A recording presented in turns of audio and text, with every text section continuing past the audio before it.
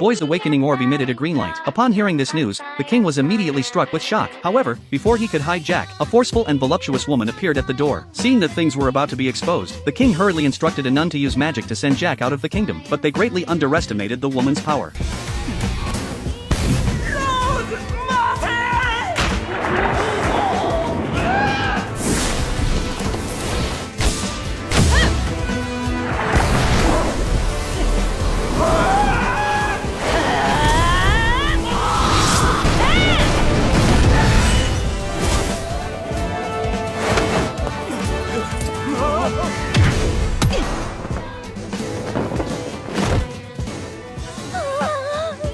It turned out the green light represented Jack's healing attribute, and healing magic users were extremely rare in this world. As one of the strongest, Rose wanted to personally train Jack. While this seemed normal on the surface, the king and his people were nervous, because Rose's teaching methods had a slight issue. Meanwhile, it seemed Jack was following the nun's instructions. Rose's subordinates were all huge, intimidating men. As soon as Jack arrived, they cornered him like fierce demons.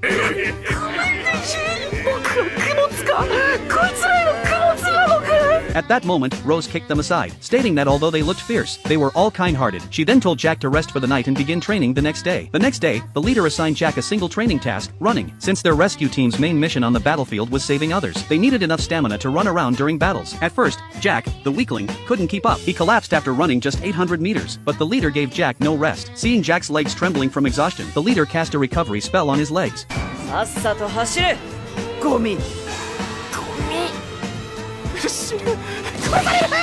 Under the leader's supervision and treatment, Jack ran a full 100 kilometers, only stopping when his shoes and socks were destroyed. By the fourth day, Jack's stamina had caught up with the other team members, though his speed was still lacking. On the fifth day, Jack was still running, but under the strain, he started unconsciously using recovery magic to heal himself. On the sixth day, Jack was still running, but during the rainy day, he slipped and fell. However, his injured hand started glowing even more brightly with green light, automatically healing the wound. Seeing this, the leader was somewhat pleased. The next day, the leader began training Jack's ability to withstand blows. After all, to save others on the battlefield, one first had to survive on the battlefield. You couldn't be useful if you couldn't take a hit.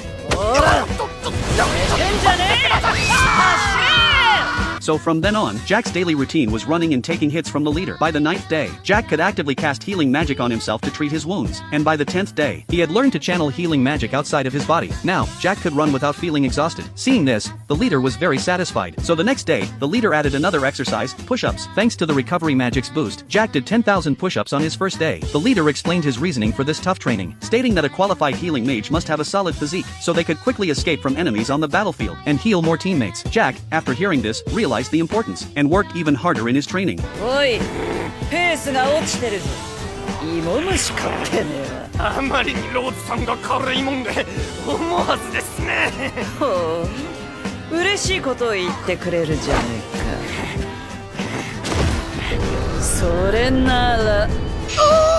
However, despite his hard work, Jack still struggled to do a push-up while holding up two massive rocks. Seeing this, the leader decided to start Jack's next training plan early.